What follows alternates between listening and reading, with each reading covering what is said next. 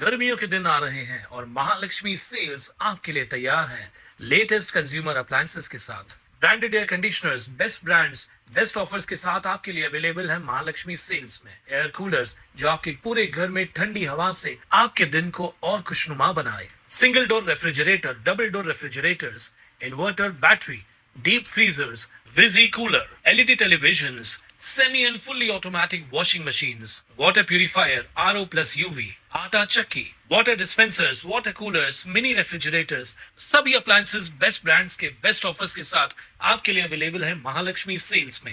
कल्याणमधील प्रस्तावित 4 पदरी उड्डाणपुलाच्या बांधकामावरून वाद अधिकच चिघळताना दिसतोय।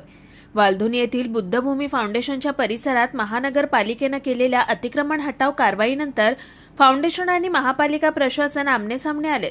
गेल्या 2 दिवसांपासून या मुद्द्यावर शहरात आंदोलनं, निदर्शनं आणि घोषणाबाजी सुरू आहे।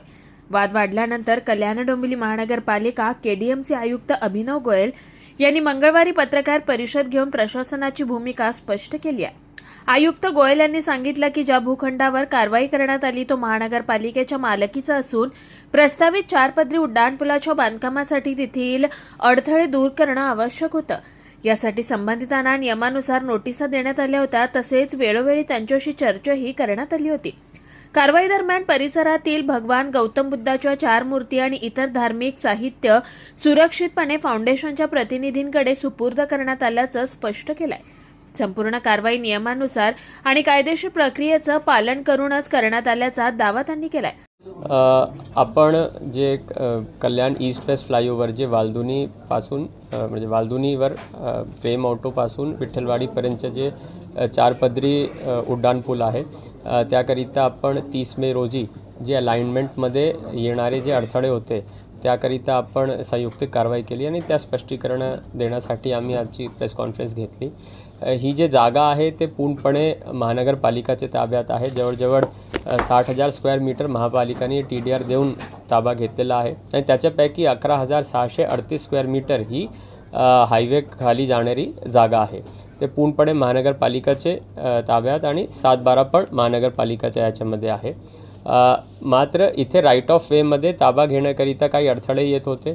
त्याकरिता वेळोवेळी जेव्हा काम सुरू करण्यात आला 2024ला तेव्हापासून आतापर्यंत 10 ते 12 वेळी आपण बुद्धभूमी फाउंडेशन आणि त्यांचे प्रतिनिधींबरोबर मीटिंग घेतले। विविध स्तरावर बैठका घेण्यात आल्या। सहाय्यक आयुक्त, उपायुक्त, अतिरिक्त आयुक्त आणि माझ्या स्तरावर पण 2 बैठका घेण्यात आले। त्याच्यामध्ये वारंवार त्यांना आपण विनंतीही केली की आपण इथे जे अडथळे आहेत ते आपण स्वतःहून दूर करावं आणि प्रशासनाला सहकार्य करावं।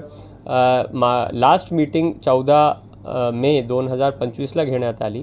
त्यावेळी आपण विनंती केली आणि त्याचबरोबर सकारात्मक चर्चा करून त्यांचीही काही मागण्या होत्या की आजूबाजू काही परिसर विकास करायचे, काही अप्रोच रोड करायचे, एक स्टूपा स्टाईलनी एक कमानी करायचे किंवा रिटेनिंग वॉल करायचे। तर त्याकरिताही प्रशासनाची सहकार्याची भूमिका होती आणि त्यावर आपण मीटिंग क्लोज केली।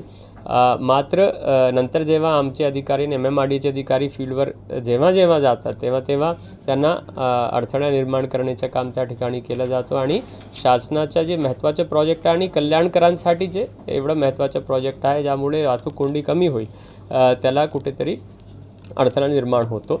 म्हणून 25 तारखेला परत बुद्धभूमी फाउंडेशनला त्या ठिकाणी नोटीसही रीतसर बजावण्यात आला की या राईट ऑफ वेमध्ये फक्त 24 मीटर अलाइनमेंटची राईट ऑफ वेमध्ये जेवढे अडथळे आहेत ते आपण स्वतःहून दूर करावे आणि प्रशासनाला सहकार्य करावं।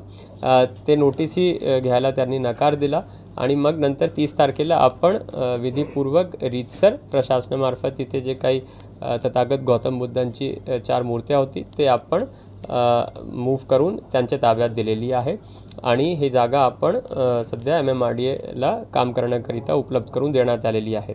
याच्या पलीकडेही बुद्धभूमी फाउंडेशनबरोबर जेव्हा फोनवरही नंतर बोलणं झाला तर त्यांची इतर काही मागण्या आहेत की ज्याच्यावर त्यांना प्रशासनाबरोबर आणि माझ्याबरोबर चर्चा करायची तर तेही या आठवड्यात किंवा पुढच्या आठवड्यात वेळाप्रमाणे आम्ही त्यांच्याशी चर्चा करायला तयार आहोत आणि टेबलावर बसून चांगल्या रीतीने शहराचा विकास कैसे होईल आणि आजूबाजू या परिसराचा कैसे विकास होईल याच्यावर सकारात्मक चर्चा करण्याकरिता आम्ही एकत्रित बसणार आहोत।